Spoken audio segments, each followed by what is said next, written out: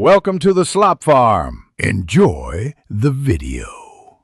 You start by confirming the laptop supports external GPU use, Thunderbolt 3/4, MXM access, or DGPU pass-through.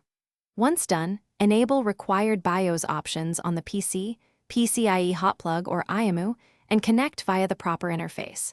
Make sure both machines have matching major driver families installed to avoid conflicts. This reduces driver handshake problems.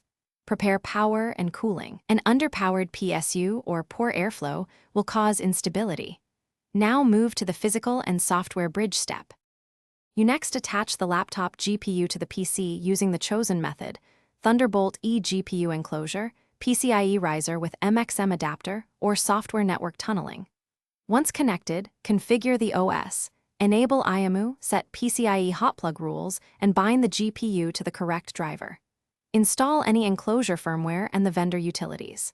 Then check Device Manager or LSBCI for device presence. If detected, run a basic GPU test to confirm communication. If tests pass, prepare to finalize integration and routing. You now assign workloads to the external GPU. Set preferred GPU per app or route display output through the enclosure.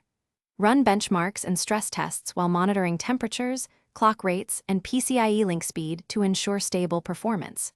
Once satisfied, lock settings and create a restore point.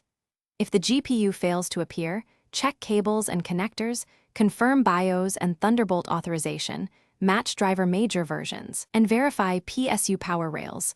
Often the fix is adjusting BIOS hot plug or reauthorizing the enclosure.